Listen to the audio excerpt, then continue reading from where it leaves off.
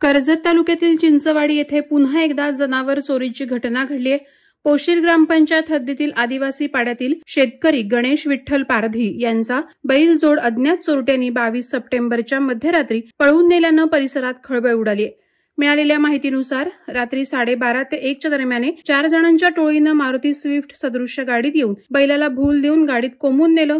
गावकऱ्यांनी चोरट्यांना अडवण्याचा प्रयत्न केला, मात्र ते चपळाईनं पसार झाले। चोरीची घटना वाडीतील एका तरुणानं मोबाईलमध्ये कैद केली असून तो पोलीस तपासासाठी महत्वाचा पुरावा ठरू शकतो।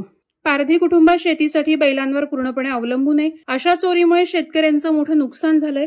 आधीच निसर्गाच्या लहरीपणामुळे त्रस्त असलेल्या शेतकऱ्यांवर आता दुहेरी आर्थिक ताण पडत आहे। गावकऱ्यांच्या माहितीनुसार चिंचवाडी परिसरात मागील 7-8 वर्षात दरवर्षी 20 ते 25 बैल चोरीस जात आहेत, तरी सुद्धा ठोस कारवाई न झाल्याने ग्रामस्थांचा संताप वाढलाय। पूर्वी ग्रामीण भागात नियमित पोलीस पेट्रोलिंग होत असताना अशा घटना क्वचितच घडत असत, मात्र आता पेट्रोलिंग बंद झाल्याने चोरट्यांचे धैर्य वाढल्याचे ग्रामस्थांचं म्हणणं आहे। ही घटना उघड झाल्यानंतर दौलत पारधी, गणेश पारधी, काळू निरगुडा यांनी कुटुंबियांसह कळंब पोलीस स्टेशनमध्ये धाव घेऊन तक्रार नोंदवली। चोरांना पोलिसांची भीती उरलेली नाही। प्रशासनानं तातडीनं ठोस पावलं उचलली नाहीत तर अशा घटना वाढतच जातील असा इशारा ग्रामस्थांनी दिला आहे। काल रात्री म्हणल्या याच घरातून बैल चोरी झाले आणि